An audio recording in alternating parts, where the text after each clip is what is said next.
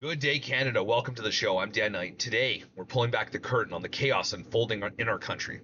Yesterday, I sat down with a man who knows Ottawa's dysfunction better than most, former Minister of Agriculture, Gerry Ritz.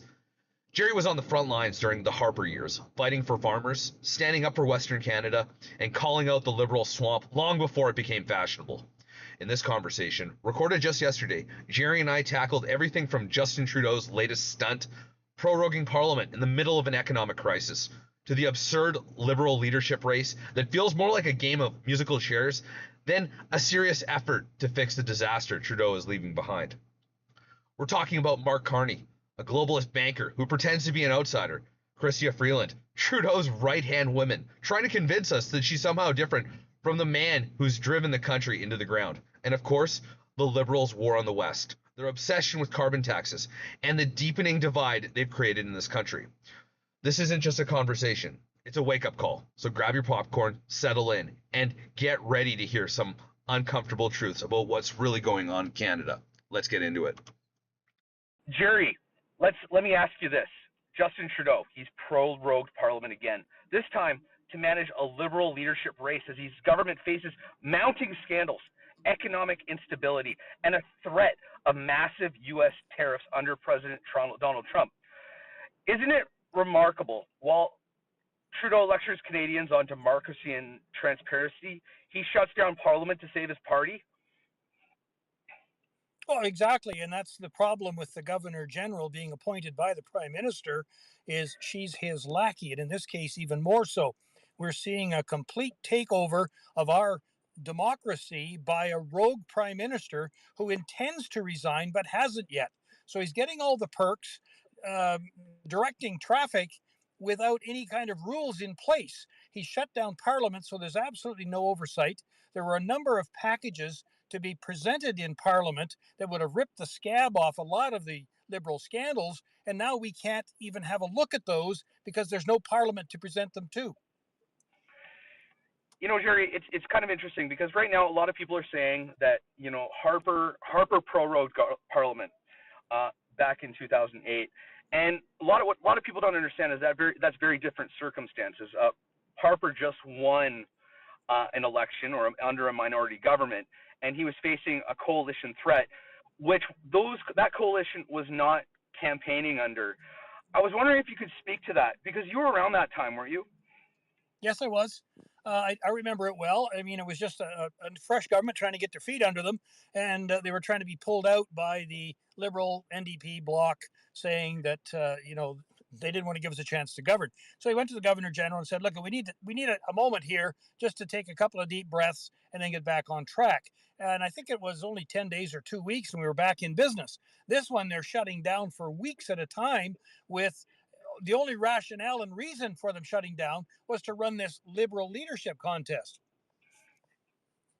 Gerry, let's talk about this leadership contest because I think a lot of people would agree with you that rather than have a Liberal leadership race, because what Justin Trudeau is signaling to to all of Canada is that the Liberal leadership is bigger than Canada.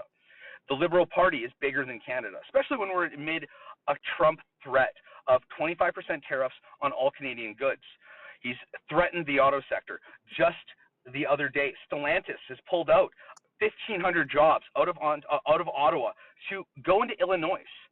This is something that our Minister of Industry, Champagne, he was putting his bow on. And just as soon as Donald Trump comes into office, this company has already backed out. So it shows you what kind of assurances this government has made when they came up with these plans for the auto sector. So the auto sector is under threat. So it says something about this party that's bigger than Canada. So let's talk about these show ponies that they're bringing out. We've got Mark Carney, former banker who is apparently an outsider. We have Chrystia Freeland, who was Justin Trudeau's right hand woman through his entire tenure as Prime Minister. And then we have a couple other people. We have Frank Bayless. We have Chandra. Let's talk about Mark Carney because you worked with Mark. You wouldn't have worked with Mark Carney, but you would have crossed paths with them, I'd imagine, when in your tenure as minister, wouldn't you? Absolutely. I sat on priorities and planning, the economic subset of that. which Harper, as an economist, and Jim Flaherty, as probably the world's best finance minister at that point, used to take Mark Carney to task for what he proposed and how he proposed it. So he did not get a second term in Canada as a governor of the Bank of Canada. He went on to Great Britain, and there's all kinds of stories coming out of there about how he spent them into the poorhouse and tied them into climate change and a number of other of his personal issues that were not really the prerogative of the governor of the Bank of Britain or the governor of Bank of Canada. I mean, this guy is a sleeper for the world organizations. He's a globalist on steroids. And I don't want to sound like a conspiracy theorist, but at the end of the day, this guy makes Stephen Guilbeault look like the apprentice. So there's some major problems with Carney claiming to be an outsider when he was the one giving Trudeau economic advice for the last couple of years at least. So he's as tainted as Trudeau. He cannot say he's an outsider. I mean, he cashed the checks. So, now we've got Freeland completely doing a 180 on all of the platforms that she so proudly clapped like a seal for in question period. Now we've got her rescinding on all of those, basically to take the fire out of Pierre Poilievre's campaign when he said axe the tax. She's saying, I'll do the same thing, but they'll bring it back under a different name. If she was really serious about axing a tax, she and her merry band would go after CRA, that's the Canada Revenue Agency, who are collecting the capital gains tax on a piece of legislation that hasn't even been passed. So that just flies in the face of accountability and transparency. I think that you've nailed it right on the head there, Gerry. Accountability and transparency. This is something this government is allergic to. But I think what speaks volumes is you kind of touched a little bit on the carbon tax. And I think what a lot of people would agree is that this carbon tax is anti-industry for Canada. And what a lot of people are seeing here in Canada is that they're seeing, it's harder to do business here in Canada. And you don't have to take my word for it. Just go to any store. Go to Canadian Tire and see where that product is made from. It's probably made in China. Go to Mark's Workwear World. That's another subsidiary that's owned by the Canadian Tire brand. Again, made from China. So in my opinion, and I think a lot of people listening here would agree, is that what we're doing is we're playing a shell game. We're taking the product, the manufacturing, and we're shipping it off to the third world. And what I see is as Carney is and I don't want to say this is a conspiracy. It makes a lot of sense. Is that they're using globalism and the carbon and environmentalism to ship their product to the third world so they can manufacture it for cheaper for places that don't have labor rights that we do in Canada, the environmental restrictions that we have in Canada, and then they just ship it back to us, and then there's no carbon tax. So what do you think about that, Gerry, about us? Do you agree with me? Like this is a little bit of a farce that we're saying that we're environmentally safe, or not environmentally safe, but we're being environmentally conscious. But at the same point in time, how is that possible when we're off shipping our industry to other third world countries that don't believe in the carbon tax? Well, we've had a government in Ottawa that has waged war on the energy sector in Western Canada since day one. And what's so hypocritical about that, Dan, is that they have allowed all of that coal to continue to be shipped. In fact, it's increasing shipments to China, going out through the same ports where they blockaded any oil or gas going out from. So you're absolutely right. It's two sides of the same coin, and they're both tails. The unfortunate part is there's no end in sight when it comes to our energy sector being under attack. Thank God Danielle Smith, the Premier of Alberta, took it upon herself to go to Washington and make the arguments that needed to be made with President Trump. He's now backed off on the tariffs until February 1st, when he's had a look at all of the different trade negotiations that have been done and starts to look at our monetary policy. We're dealing with a 68 or 69 cent dollar. So a 25% tariff on top of that, we would be done in less than a month. We've got a David and Goliath scenario here, and David has no stones to throw.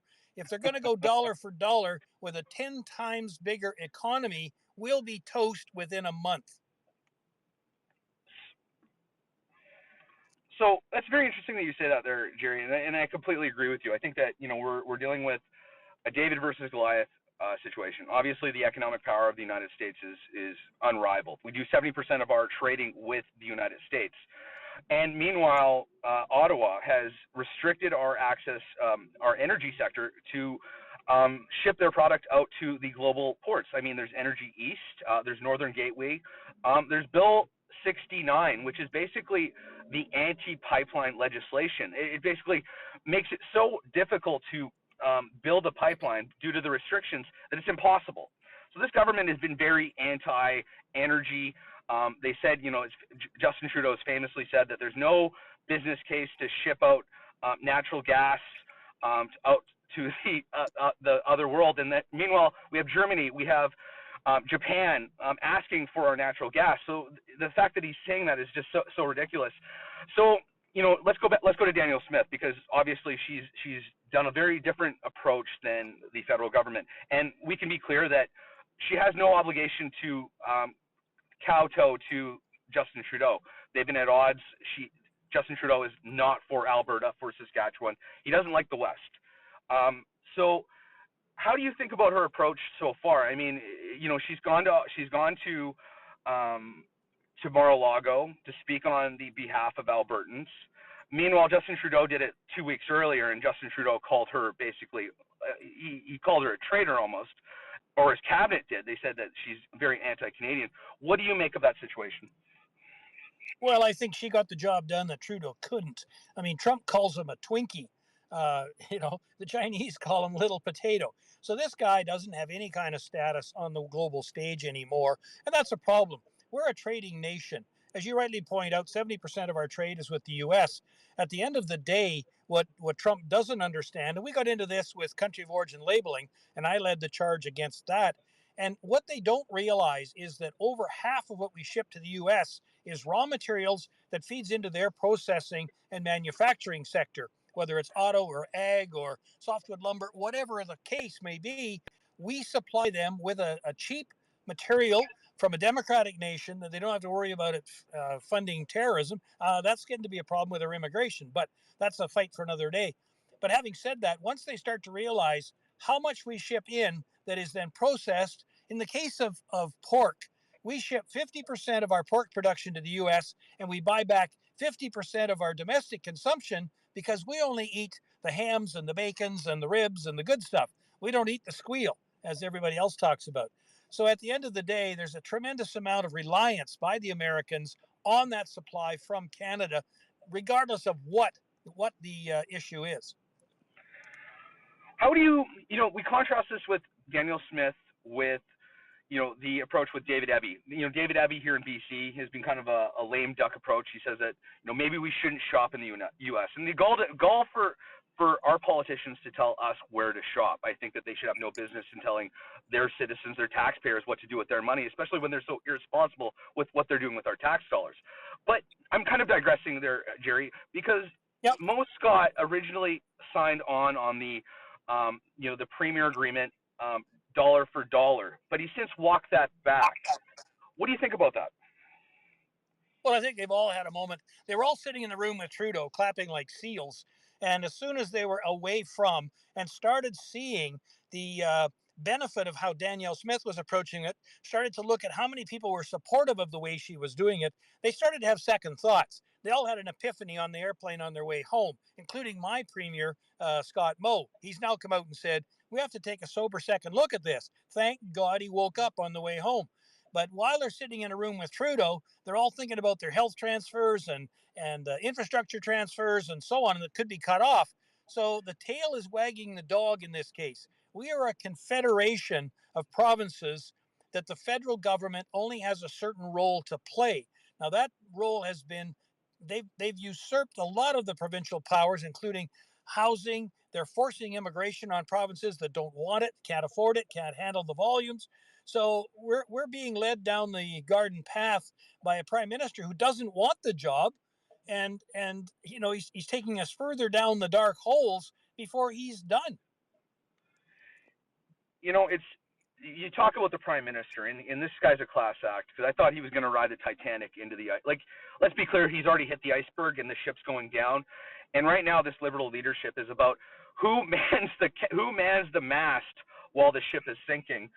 And let's talk about it for a little bit, because we have the Mark Carney. We've spoken a little bit about him, the outsider whose name is on our $20 bill in 2010, which is phenomenal that he said that. I mean, This is a guy that's creating his own attack ads. But let's talk a little bit about Chrystia Freeland, because Chrystia Freeland, she's been Justin Trudeau's right-hand woman, overseeing the same policies that driven this country deeper into debt, division, and despair. Gerry, is she really the change that Canadians want?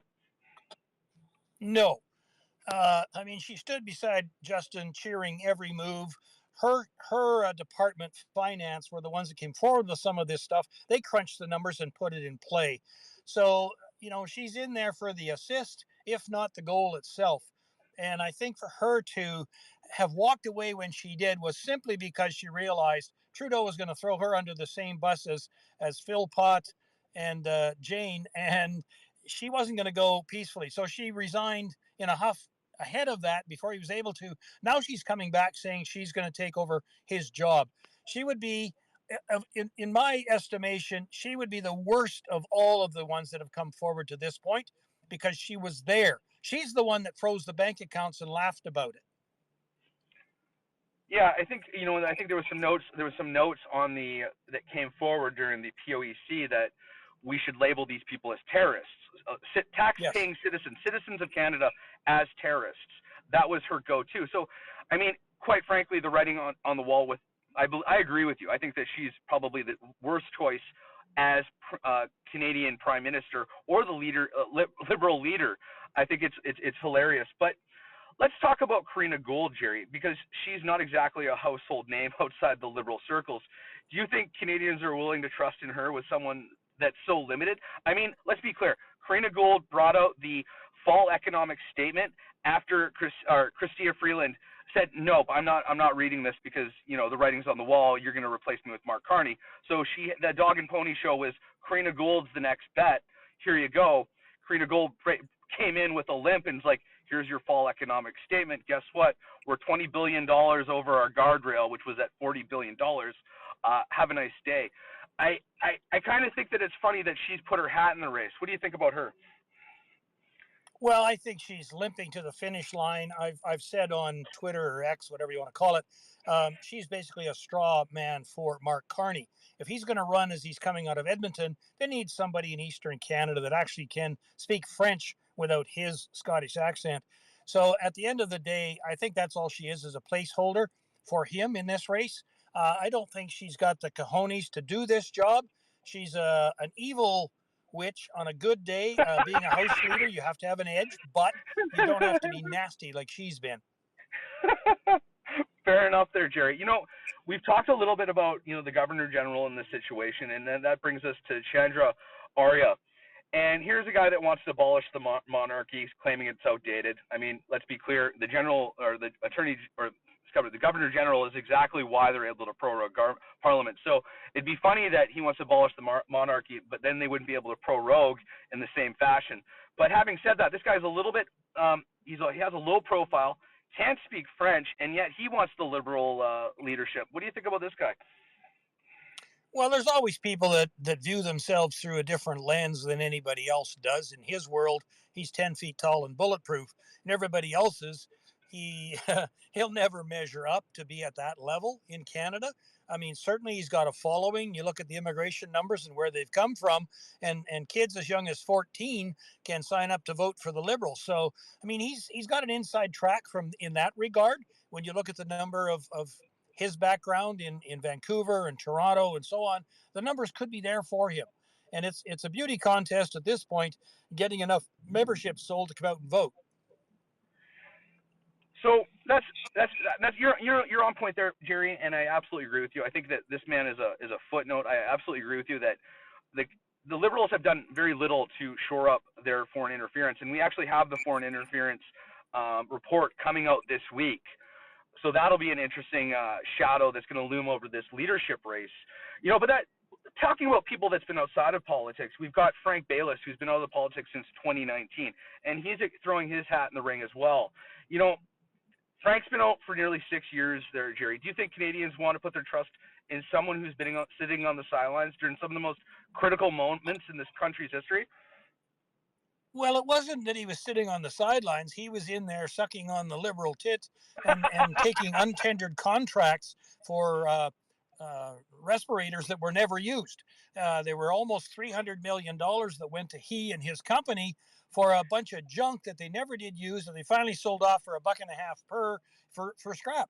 So he's got the money. He's got the $350,000 to enter, but I don't know what kind of following he's got. I mean, he was not a bright light when he was in the House. He fit Pierre Trudeau's line that, backbenchers are nobody's 50 yards off the hill, and that would certainly take Frank Baylis into account. That takes, it's funny. So we covered the main players on this Liberal leadership race, and let's be clear, there, Gerry, none of them are good, and I think it's going to take. Well, I understand. There's a new entrance that's just announced, Ruby Sahota, and when you talk about someone who's been away from the game for a while, that's her, and I'm not sure exactly what her role will be, but she's just made that announcement today, as I understand it. Yeah, I saw that too there, Gerry. And I don't know if she's got the name recognition over all of the other big names. I don't know if she's got any of the nominations, because so far the way I'm seeing it is, out of the Liberal caucus, it seems like all of the cabinet are banking on Carney, and all of the backbenchers are kind of putting their ring into with Freeland. Sorry. So it looks like go ahead. They each got a Randy. Freeland got the Indigenous one, and Carney got the other one. So they each got a Randy, and Freeland's got Mark Holland. I don't think that's the plus she thinks it is. Absolutely not. The guy that handled, or he inherited the Winnipeg lab leak, and has defended not abortion rights, but the MAID. I think he's not the greatest show pony to be backing you. Absolutely there, Gerry. Let's talk about Pierre Poilievre for a second. And in this period, I've seen the Conservatives, and they haven't really been challenging the prorogation. And I want a little bit of insight from you on why you think that is, because I've seen freedom groups, I've seen the charter rights groups challenging the prorogation of the Liberals. And a lot of the comments I'm seeing is, why aren't the Conservatives doing that? And I'd love to hear your thoughts on that. Well, they're focused on calling Trudeau out to an election, and they are talking about prorogation, and that the Liberals are hiding from coming to an election, as they should be right now. So I've seen some comments that I wouldn't say they're hiding from it. It's just not that high. It is going to court in mid-February, which is unfortunate because we're almost through the time frame. Whether they kick it down the road further or not, I don't know. But at the end of the day, that's not the hill to die on for the Conservatives. For them, it's the corruption, it's the scandals, it's a number of other things that were going on beforehand. And they do not have any favorable media attention at all. Poilievre was asked the other day about, did he support all the genders? And he said, well, I think there's only two, a man and a woman. And of course, they've raked him over the coals for that for the last week. So there's no media to be had. On the social media side, there's a number of Poilievre's team that are out there saying and doing the right things on a number of different issues, which is kind of making some of the PPCers scratch their heads when they said there was a void. They're filling it now. You look at how the Liberals have absconded with a lot of Poilievre's proposed election platform planks. It's no wonder that he hasn't announced any more policy before the writ is dropped. It'd just be stolen or bastardized, as they've done with the tax situation. So, the prorogation is an annoyance.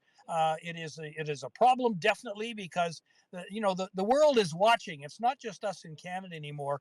We're a global player, or used to be, and they're laughing at us.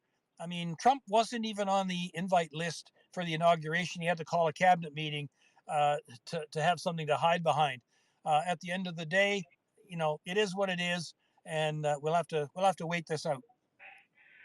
It's funny that you mentioned that there, Gerry. I thought that that Pierre Poilievre handled that very well when he was asked, Trump is bringing up all these gender issues, and Pierre Poilievre said, I think he asked the question. He's like, well, how many genders are there? What are your, explain that to me. And I thought he did did a master class on that, because he said, as far as I know, there's only two genders. And he asked the reporter, what do you think there is? And he's like, well, yeah, I agree with you. And he kind of put him on notice. And I think that's Pierre Poilievre has a master class when he's handling reporters. I think we haven't seen it in Canada yet. until we saw Pierre Poilievre, and it's phenomenal to watch.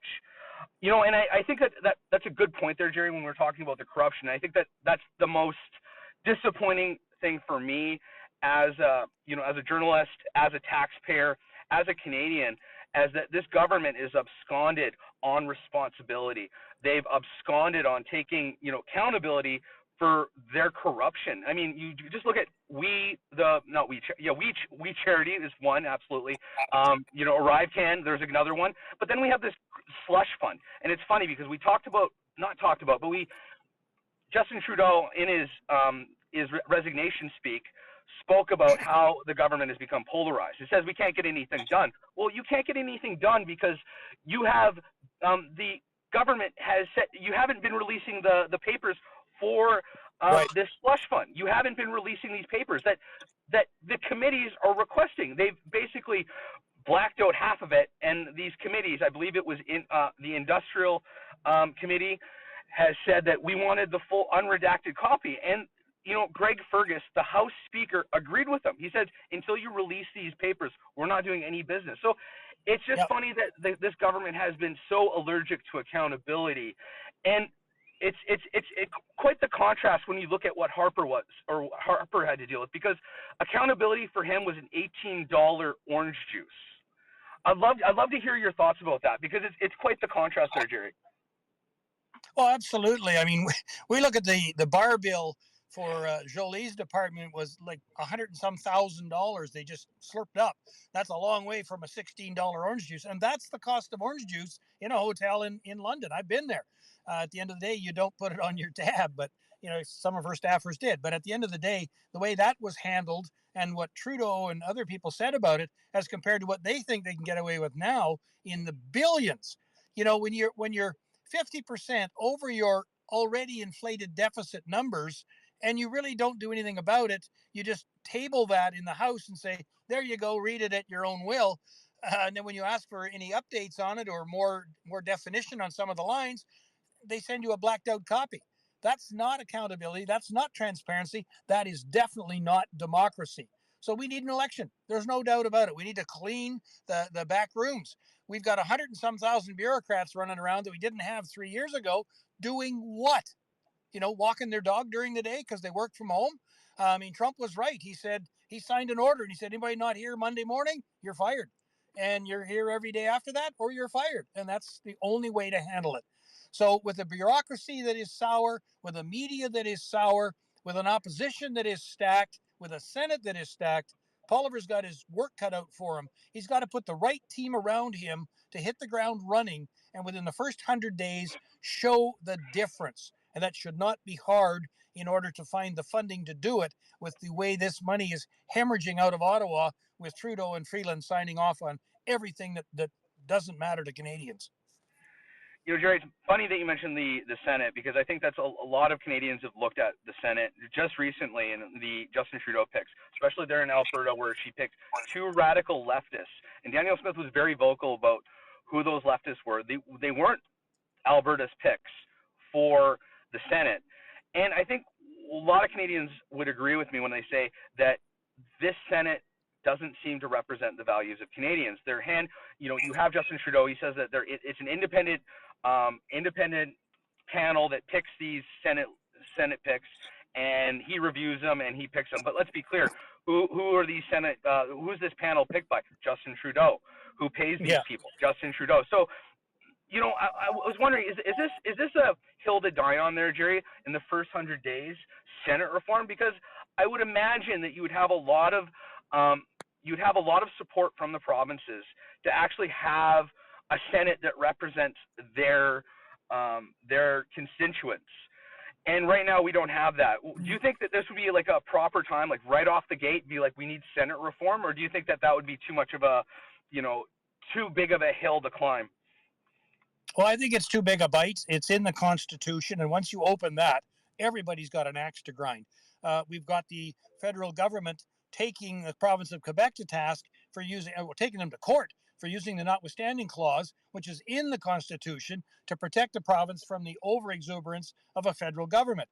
So they used it, whether it was proper or not, they used it.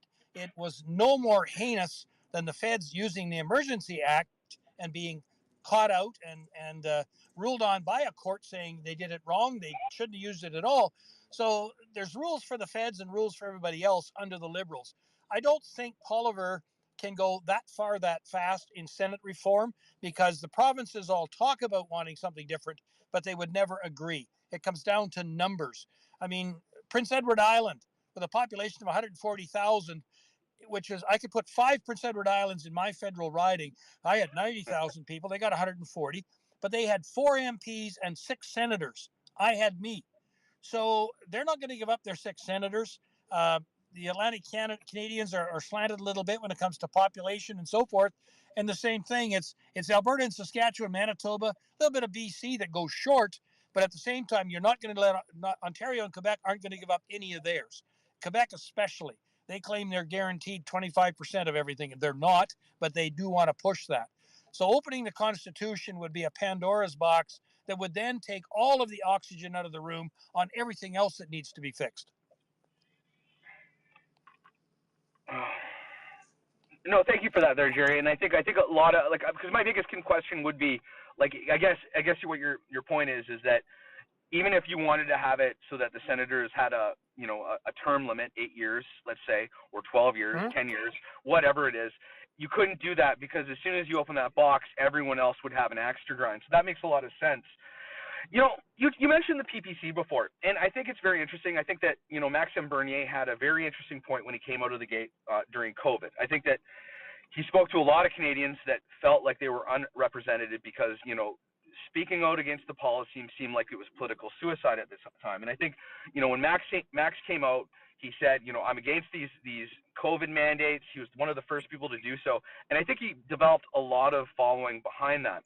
Since then, we've had Pierre Poilievre kind of campaign on a freedom platform. He's adopted a lot of the policies that the PPC has represented, and it almost seems like the PPC, at the time of COVID, when they were during the election, the polls, they're 5%.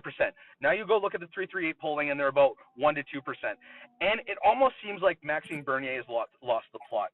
And my question to you is how did he lose the plot? Because I look at it, and he had an opportunity to, maybe reorganize his brand, come into the conservative fold. And, he said, I'm going to stay the maverick on the outside. So I want to hear your thoughts about Maxime Bernier and the PPC.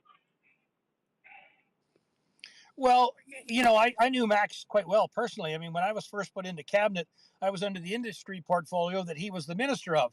His last stanch in the ministry was as my parliamentary secretary at Ag, in charge of supply management and some rural issues. And he was all for it then. Now he's against it. So Max is a bit of a fair weather conservative. He jumps on the fastest moving bandwagon to try to get ahead of everybody else. But you've always got to address the other issues as well. They've never had a policy convention. They've never had an actual leadership challenge or vote. And that, to me, weakens the party right off the bat. When you don't develop your policies by the grassroots, as the Conservatives have always done, then you run the risk of being offside with a few. And it's easy to lead, but it's not easy to have people follow you, if that makes sense. A parade will form up, but you're not often that you see a guy pushing it from the back end like Max is trying to do. No, and it seems like the PPC is almost like a party of personality, all revolving around Maxime Bernier. When you look at, like, outside the PPC, who is there? And I can't name, any outside of Bernier, no one. And, yeah. It almost seems like, when you look at the United States, who is the third party? That was RFK. And, he had a platform. He had a lot of political acumen, in my opinion, and so did Trump when he took RFK into his fold. And because RFK represented a certain portion of the voter base, and by taking him into his fold, he kind of absorbed that voter base and kind of said, and took on his platform. And my question to you is Maxime Bernier too toxic for Pierre Poilievre to do that? Or is it Maxime Bernier is too prideful to do that? Like, what are your thoughts on that? Oh, I think it's 50-50 of each one. For Max to fold in now would mean he's going to have to go to work every day. Right now, he can be in Florida and still run the PPC. So that's problematic for him. And I don't think, Polliver might make that olive branch handout, but I don't think the people around Pierre would be that appreciative of it, because they're going to have to give Max some sort of a job. That means one of the insiders that's there now and has worked hard to get Polliver this far is going to have to step back. It's not unlike proportional representation. Looks good on paper, sounds good, doesn't work. Right. No, and that makes a lot of sense there, Gerry. I've had a bit of a thought here, Gerry, about this trade war that's upcoming. Obviously, I think what we're expecting is Trump says 25% Mexico and Canada, 10% to China, and it actually shows you how weak we are in Trump's mind when he's only threatening a 10% tariff on China, who is probably the most problematic trade partner they have, versus Canada and Mexico, who I would say we've been a reliant trade partner. We have a lot of the same values. We're not a communist authoritarian regime, except for under Justin Trudeau. But why? My question to you is why hasn't Trudeau been more about the border? I mean, it seems like that's the messaging for Trump is, let's secure the border. We have a lot of fentanyl coming in. We've in BC here, we've had a lot of fentanyl busts, big ones, like really big. We've had some of the world's, or not the world's biggest, but some of the biggest in Canadian history, fentanyls found in Abbotsford, Kelowna, and we're taking them down. Why isn't our leaders making that a point when they're talking to the press? Like, look, we're securing the border. Look in BC, we've already taken down several of these fentanyl supply chains that Trump is so worried about. It doesn't seem like that's the language that Trudeau is using. He's worried. He's more emphasizing dollar for dollar, and it doesn't seem that Trump really respects Trudeau. And I want to hear your thoughts about this messaging from the Liberal Party, because they're echoing it, dollar for dollar. Even Ford is kind of echoing it a little bit. I want to hear your thoughts on that, because I don't know if it's the best messaging. And what would you do in this case? Well, I think the whole drug cartels and so on have picked Canada to set up in two reasons.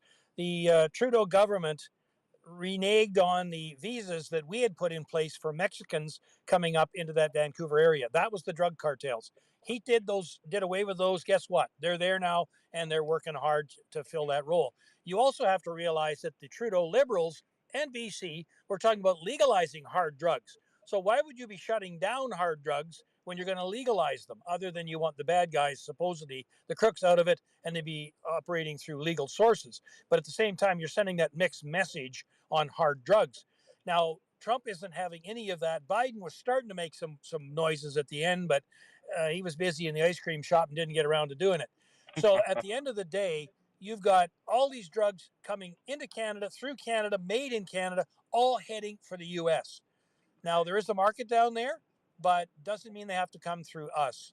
And that's what Trump was really targeting, saying you've got to clean up your border. In that September to November period last fall, they identified 378 really bad global dudes that went into Canada and then slipped into the U.S. So our border has been way too porous. Trudeau's famous comments, we'll welcome you all. Now there's rumblings about 10,000 transgendered going to seek refuge in Canada now that Trump is shutting them down in the U.S.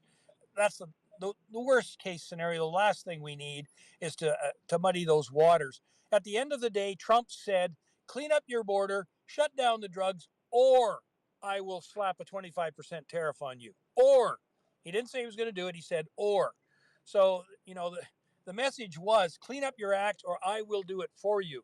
And, Trudeau's ignoring it. He's out today commenting on, we got one Black Hawk helicopter flying around Manitoba, kind of looking at the border there. And that's just not enough. I mean, Trump's playing chess and Trudeau's playing tiddlywinks. It's just, the comparison is completely mind-boggling. Yeah, I would even argue that Trudeau is probably playing with his coloring book, because at this point, he's not drawing within the lines. And what I mean by that is we have a lot of talk about securing the border. Unfortunately, we can't right now because the government is pro-rogue parliament. They can't increase funding for the parliament or for these services because they've hit the pause button. They've said that they're too big for their party is bigger than Canada. It's bigger than Trump. Gerry, I'm kind of curious about like your thoughts on this one. You know, with these you know these black we've got these Black Hawk helicopters. Um, it almost seems like you could get in. You know, you could buy like 100 drones. They don't want to do that. Like you could get them with Well, night we vision. did. They did. Well, We they were did. from China. But They're from China. they're Chinese drones. Yes. So what do you do here? Because you know, do we just have to wait as Canadians? Like, do we have to just wait this party out? Like, because obviously, you know, the chances of the JCCF, their challenge against prorogation, it's probably very slim. Let's be clear on that. I applaud their efforts. I think a lot of Canadians Yeah. would agree with them that they need to be challenged. I think that that's something that needs to be done. I think that this government is scoffing at them right now. That they're like, how dare you challenge me? We're holding a Liberal leadership race. At the same point in time, like there's a lot of concerns about how this country is run, especially with all the scandals coming on. And you know, what do you say to Canadians that are frustrated right now, that feel like, you know, this is that they just want to give up, they want to move out of this country? Like, what do you say to those people right now? Well, I'd say to those people right now, and I know lots of them, focus that frustration on making sure the Liberals and the NDP are gone, that they will be a decade rebuilding. Focus that frustration. Don't walk away in the middle of a fight. This is a fight for the country. This is a fight worth having. And it's a matter of funding and working and supporting the people that will make those drastic changes. Some of them have to be done at the provincial level, but that will fall in line. It's a first step. We have to get rid of Trudeau and Singh, both.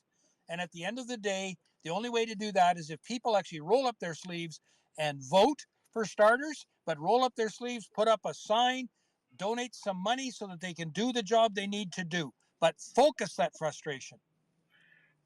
You know, thank you, Gerry, because I absolutely agree with that. I think that most people listening here, you know, I think they would agree with you, Gerry. And I think a lot of people here want to know what to do. And I think, you know, the message is, you know, get out there, go to your city councils, talk to your MPs, but don't just be on Twitter. I think I think a lot of people think that that's enough. I do agree that a lot of MPs, they look at their socials, and yes, that's one part of it, but it's not enough. I think that a lot of people need to get involved and, you know, do the door knocking, do that kind of thing. You know, Gerry, I want to talk to you a little bit about the West under, you know, Justin Trudeau and, you know, the carbon taxes, the food prices. You know, you were the former agricultural minister, and you know how every penny is added, and how that cost trickles down to farmer and consumers. With the carbon taxes increasing, you know, they say that they're going to do away with the carbon tax, but let's be clear, I doubt it. They're going to probably say, well, there's a 10% tariff. There's no way we can do away with this tax. We'll call it, you know, the Trump tariff tax or something like that, something ridiculous. How do you see this acting out? Because when you tax the food, do you agree with Poilievre's message? When you tax the food to make the food, you tax the trucker to transport the fuel, does that increase the cost for food? Like, let me ask you that, because you were the former Minister of Agriculture. Well, of course it does. Every regulation, every level of tax adds to the cost of production, and that gets passed on. Now, the farmer eats a lot of that because they can't pass it on. We're more price takers than price setters. That's changed somewhat since the demise of the wheat board. So there's a whole open market out there. But at the end of the day, everything a farmer does has that tax on it. He orders fuel. He pays tax on the fuel. He pays tax on the fuel in the truck that's delivering the fuel. He pays tax on the operation that the fuel truck came from. He pays tax on the tires of that fuel truck, as well as all of his own stuff. So there's all those levels of inputs that get taxed before it hits the farm. Then the farmer has to put tax on everything he does and pass it on. The trucker does the same. The warehouse does the same. The handlers, the processors. Then it finally gets to retail. And that's the only level they've talked about taking off, is the carbon tax at the till. Not all of the carbon tax that's collected up to that point. That might be, I'm going to say, a single-digit percentage of the overall carbon tax collected on any particular grapple grommet. And at the end of the day, as a trading nation, all those levels of tax have to be addressed in the price we sell for. So everybody takes a little bit less. They take some water in their wine so that we can compete on a global scale with, you know, the other agricultural markets in the world. So at the end of the day, we're hit several times on that carbon tax. then we're hit on the price of sale because we can't pass that on to a buyer that isn't going to pay that carbon tax. So yes, of course it adds to the cost. And all of these commitments that they've made have only been to remove that tax at the till. And we saw a little bit of a gotcha gimme over the holidays, where if you bought a cooked chicken, you got your GST back. If you bought the chicken frozen and cooked it yourself, you didn't.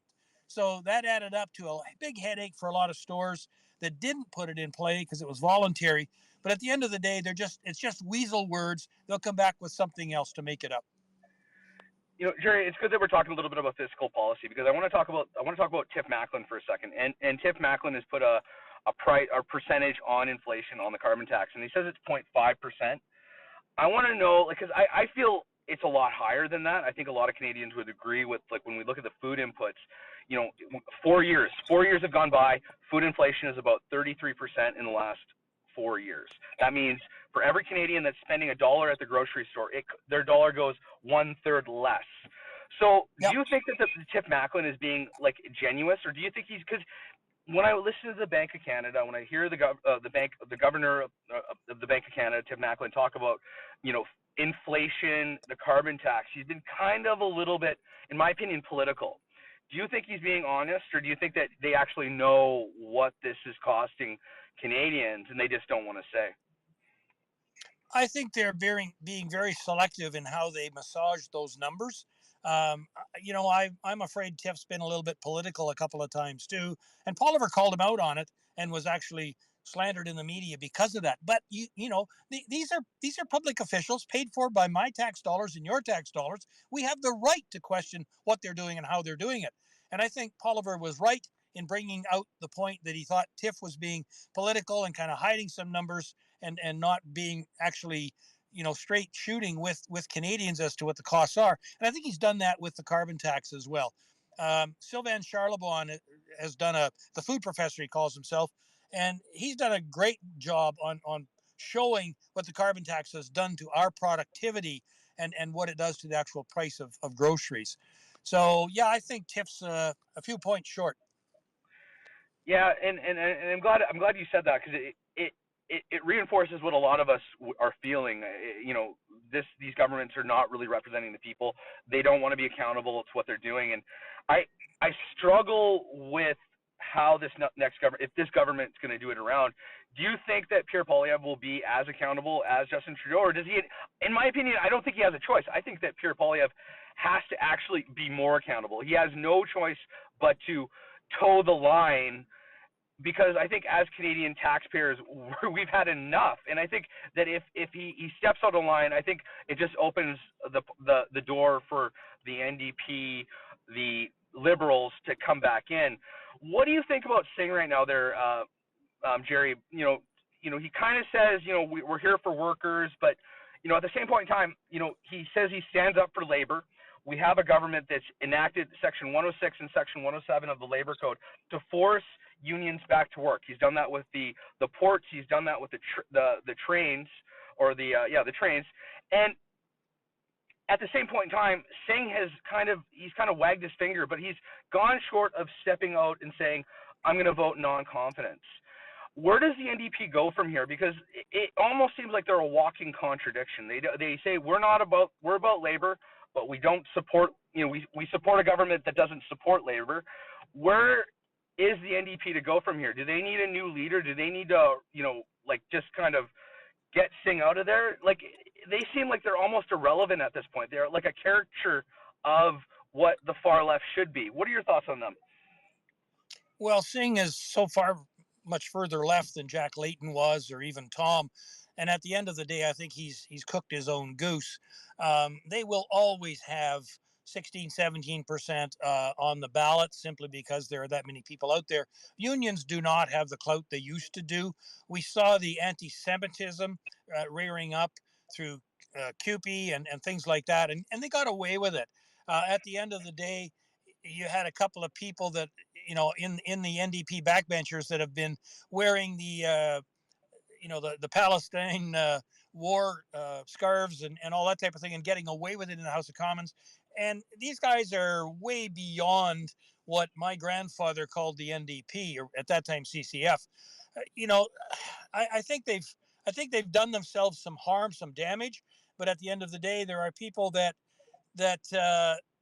will vote there instead of conservative. They won't vote liberal now, but they will swing over to the NDP just to park their vote. There's a number of people did that with the Greens over the last couple of elections, and that's what keeps Lizzie in business. She can't keep a crew around her because she's tough to work with. But at the end of the day, there'll always be some people out there. I don't think Singh is going to last as their leader. I don't see anybody in the wings. You look at the motley crew trying to take over Trudeau's position. The NDP are even further down the scale to have anybody of any kind of substance or status that could take over. Gerry, I got one last question for you, and I really do appreciate you spending some time with us today. My last question to you is, I think that we have a reckoning coming, in North America, and then that comes with AI. Obviously, AI is going to be transformative. We see it, how we're doing, we see it every day with it generating images to videos, how it's performing tasks. I watched a video on OpenAI with their browser technology, and it's revolutionary. It's doing complex tasks, and what I'm wrestling with is how is North America to move forward, because we're going to have a job transformation, and obviously I don't disagree with you at all. The thing that nobody really realizes is AI takes a tremendous amount of energy. Solar panels and wind turbines aren't going to charge an AI center. They're like mining Bitcoin. It almost takes its own power plant. At the end of the day, it is part of the answer.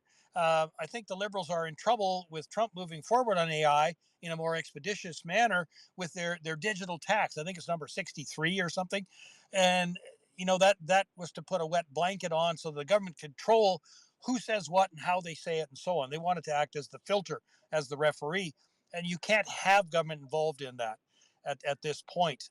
Certainly, if there's illegal things being done, they can step in, but not to be the filter to begin with.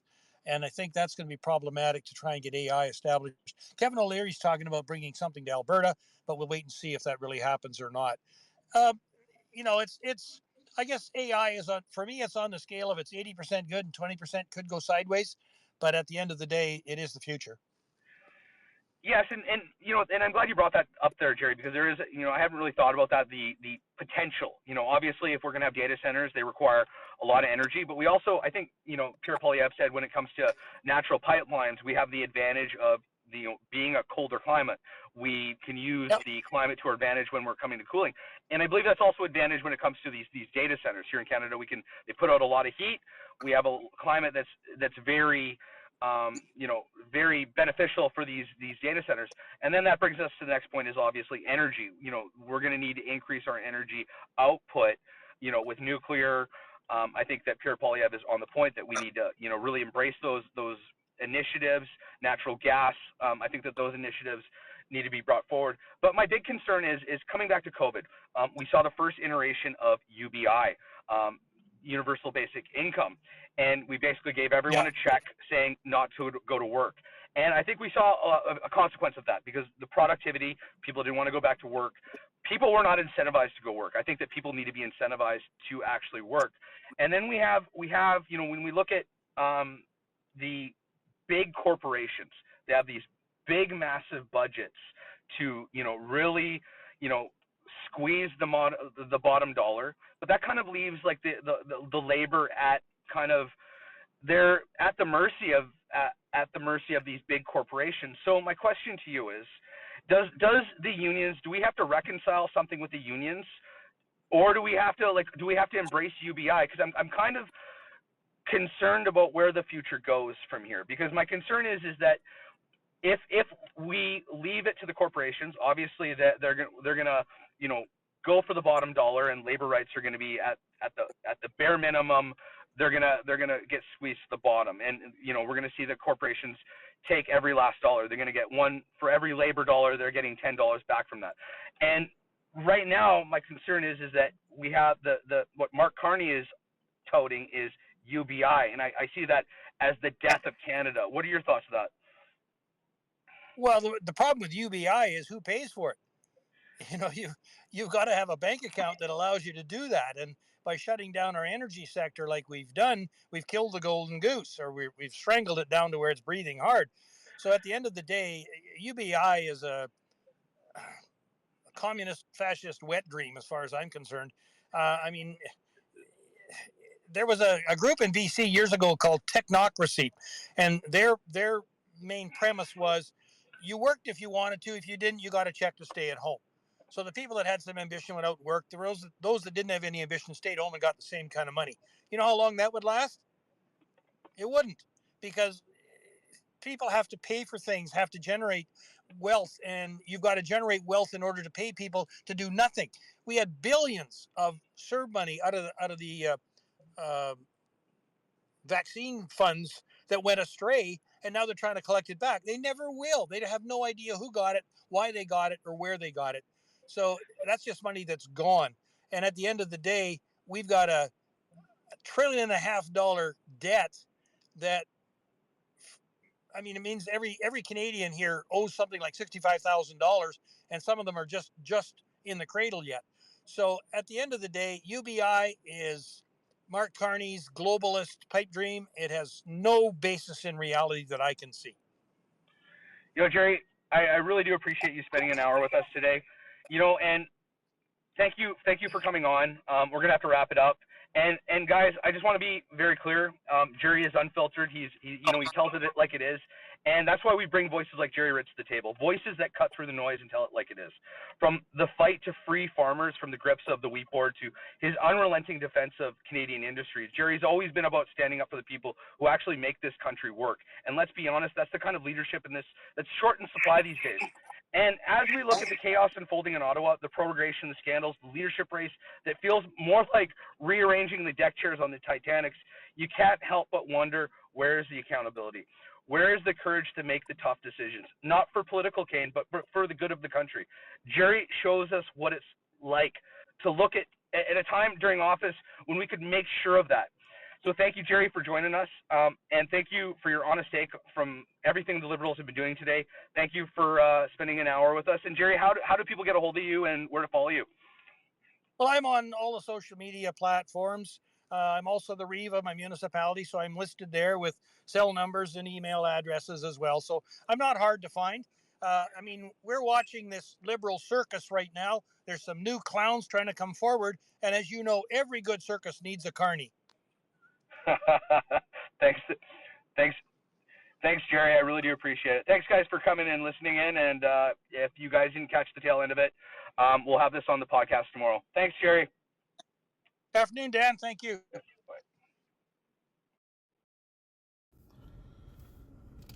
Thanks, Gerry. Great. Fuck you. Gerry, I always learn so much from you. Thank you.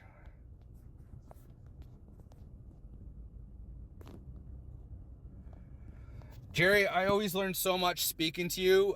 Thank you for speaking with me today, and let's...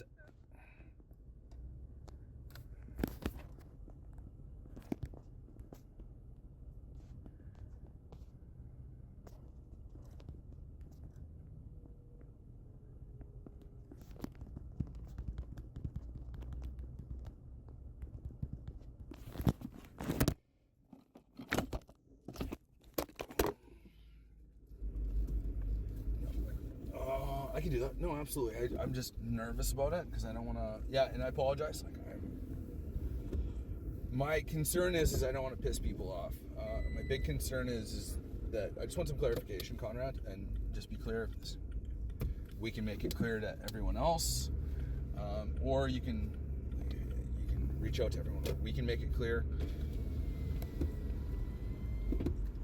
We're just concerned about like windows. Like obviously, if there's a window. Like, and if you're gonna make it hard for us, like obviously we're gonna lose those windows. We can't incentivize, and I it's difficult to incentivize for $11 an hour. I think most of us make it work and really amount out of this, but I just want it to be clear that it's really difficult. I'm not saying it's impossible, I'm just saying it's difficult.